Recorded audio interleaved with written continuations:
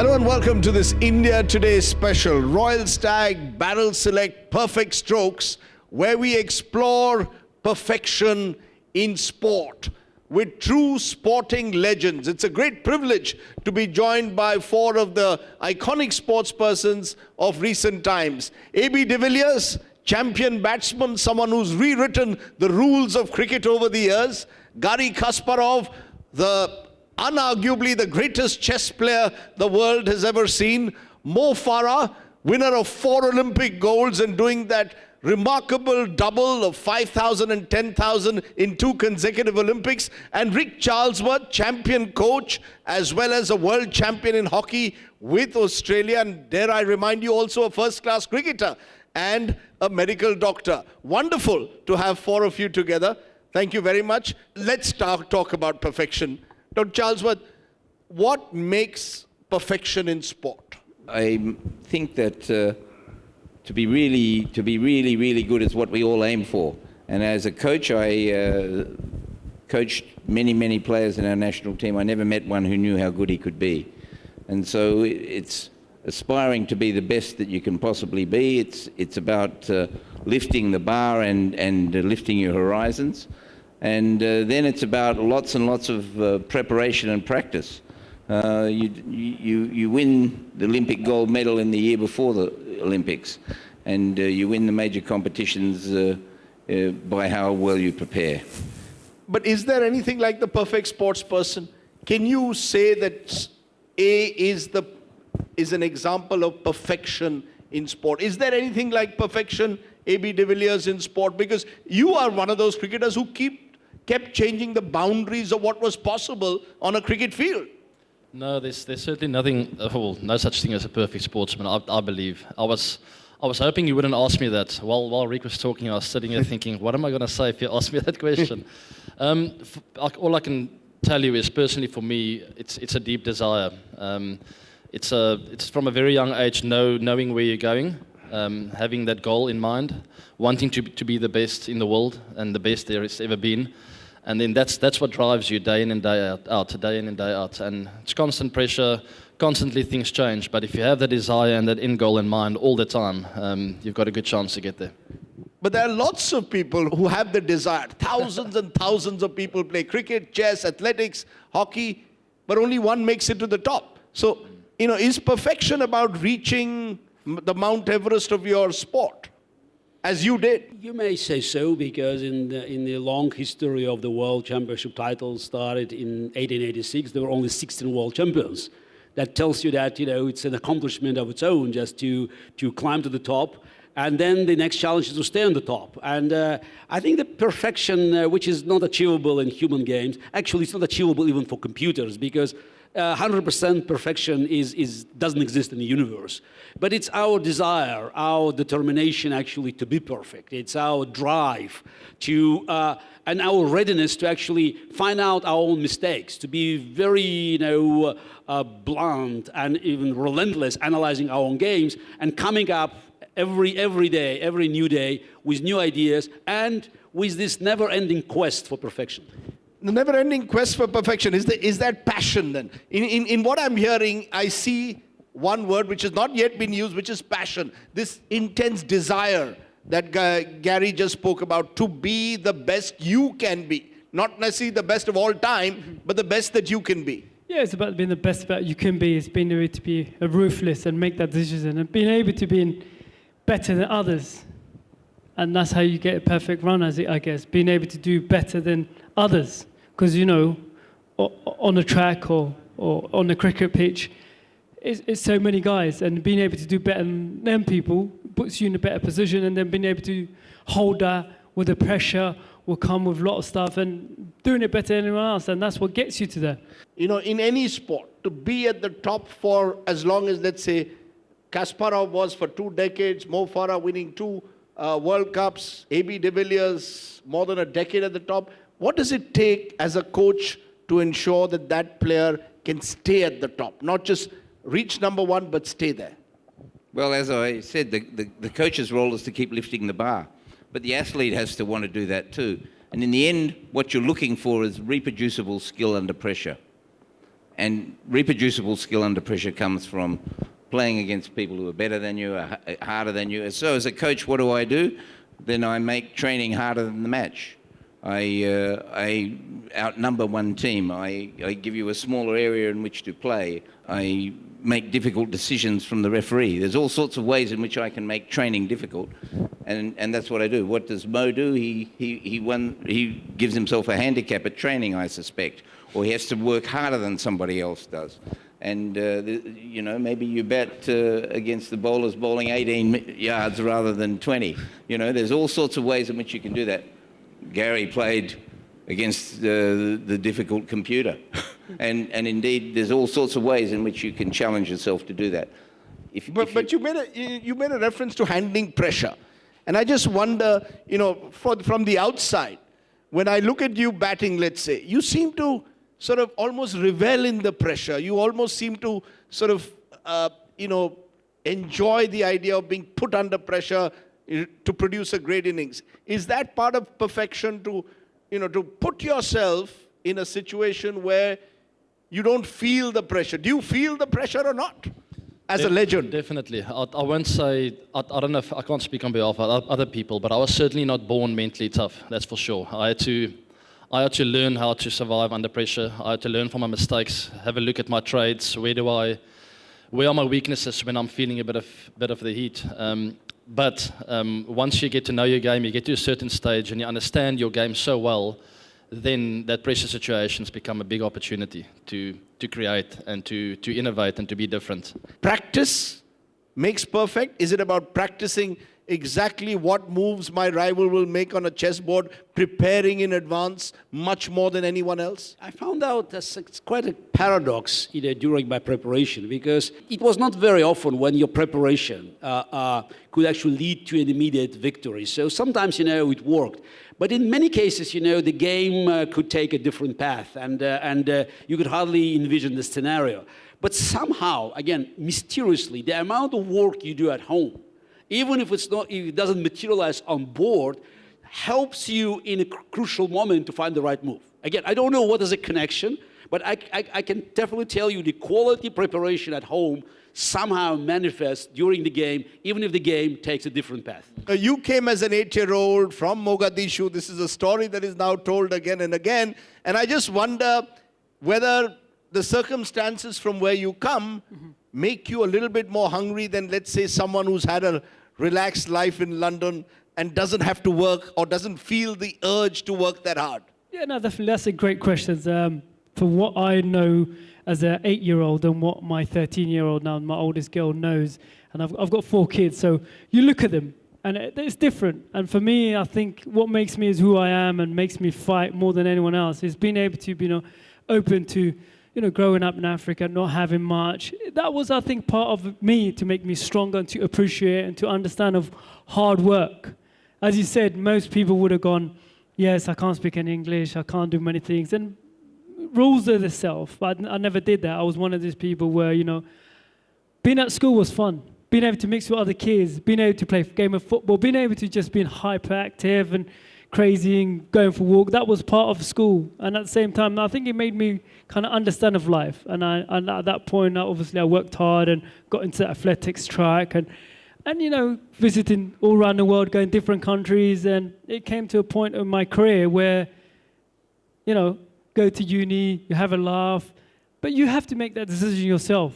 What do you want? Do you want it or not? And most of the people, there's a lot of people, as you said, AB said, has talent, has probably more talent than me, but are they willing to work hard? Are they willing to put the work in? And as we said, if we put the work in and work hard, then it's possible. Each one of us wouldn't be where we are now, sitting here in front of each other, if we didn't commit and make that work and, you know, make that happen. Nobody made it happen. We had to obviously do something and work towards that. Is it about keeping sports simple? You know, the great legends in their respective sports seem to keep it very simple. Is there something about that they don't complicate the world too much? They do it because there is a particular way of playing their sport. They don't overthink, complicate the sport. I don't know how to apply this concept of oversimplification to the game of chess. Some of the games are very complicated, even for professionals to understand. So No, I think it's more about the attitude of a chess player. I saw big crowds, so a couple of thousand people in the audience following the rapid chess games, understanding little, but then I heard people saying, we were mesmerized by the spirit because they could feel that something is happening, and even some very brisk commentaries in just that's they could hear in their earphones. It was enough for them just to become part of the show. So it's somehow it's an energy. So that is being generated by the players, and they create something that people can remember, even without understanding the nuances of the game.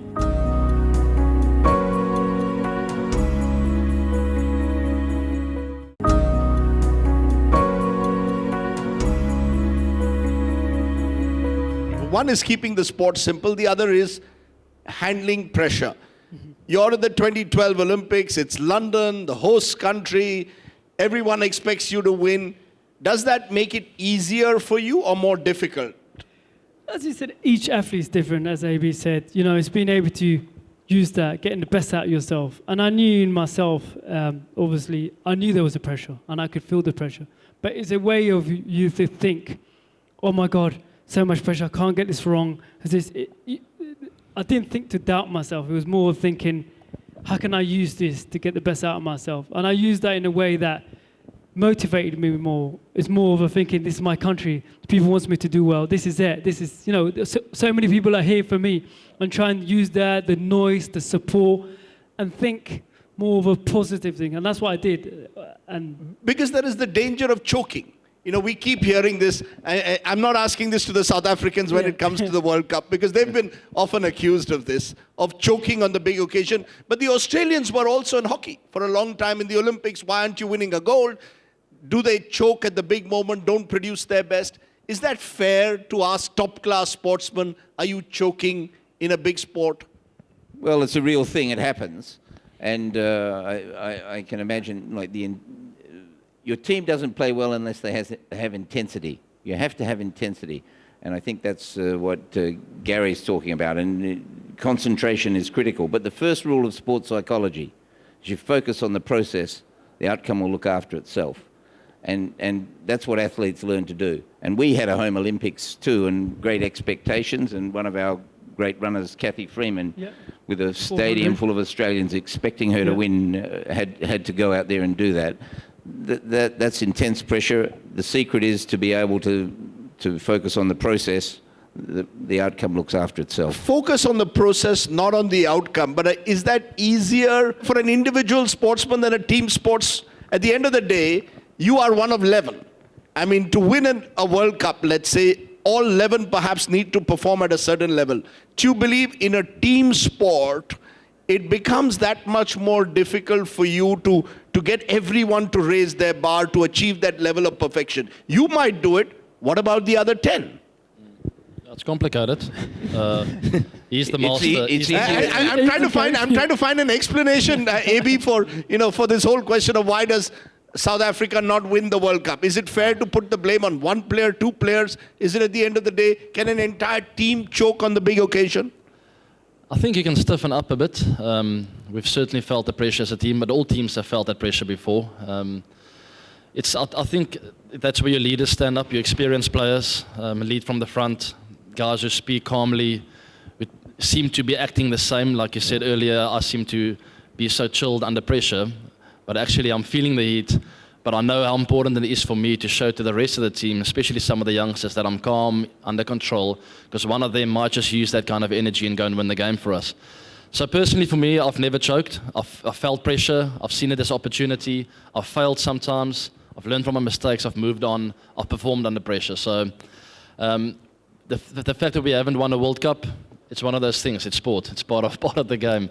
I'm sure the team will pull it off soon. Stay calm is a word that was just used. I mean, on a chessboard, one move, like on a cricket field or indeed in any sport, could make all the difference between victory and defeat. How do you then stay calm and ensure that you're achieving the level of perfection that you want amidst all that intense pressure? When you're saying stay calm, what does it mean? You look, indifferent, so you have your poker face. I don't.